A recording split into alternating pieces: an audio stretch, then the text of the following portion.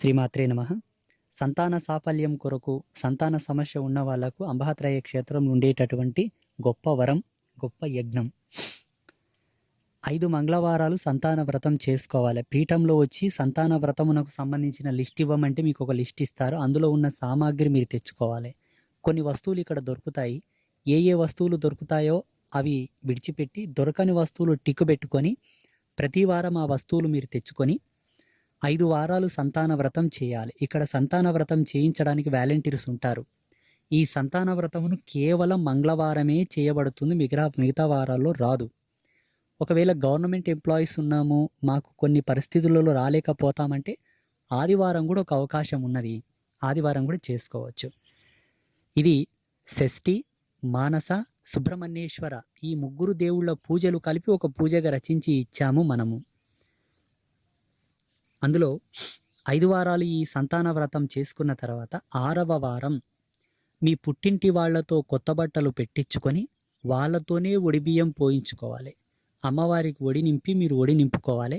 ఒడి కట్టుకొని అట్లా ఒడిబియ్యం ఉండంగానే వంటలు చేసి, భక్షాలు చేసి అమ్మవారికి నైవేద్యం పెట్టి మీరు ఉపవాస దీక్ష విరమణ చేసి ఒక 5 మందికి భోజనం పెట్టి, ఈ క్షేత్రం బయట దొరికేటటువంటి వస్తువులు మీరు కొన్ని తీసుకోవాల్సి ఉంటుంది.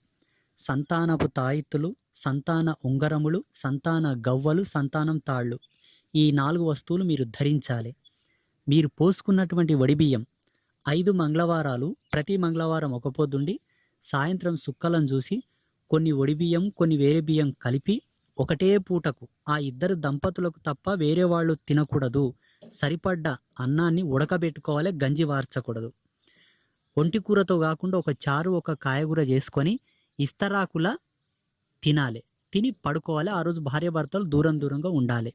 ఇలా 5 వారాలు సంతానానికి పోసుకున్నట్టు ఒడిబియ్యం ఉడకబెట్టుకొని తిన్న తర్వాత ఒడిబియ్యం గనక మిగిలితే గోమాతలకు పెట్టాలి.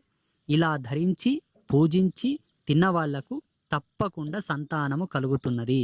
ఒకవేళ 7 తరాల నుంచి మీ పెద్ద మనుషులు ఏదో పెద్ద పాపం చేసింటారు, 3 తరాల మీ పితృదేవతల శాపాలు తగింటాయి.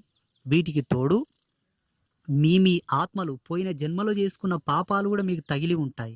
దీనికి తోడు ఇదే జన్మలో ఇదే శరీరంతో దశరథ మహారాజు లాగా తెలిసి తెలియక ఏదైనా పాపం చేసినా, ఇన్ని పాపాలు మీ నష్టాన ఉండి మీ ఈపులో ఉన్నా ఒక దినం లేట్ అవ్వచ్చేమో కానీ తప్పకుండా మీకు సంతానం కలుగుతుంది.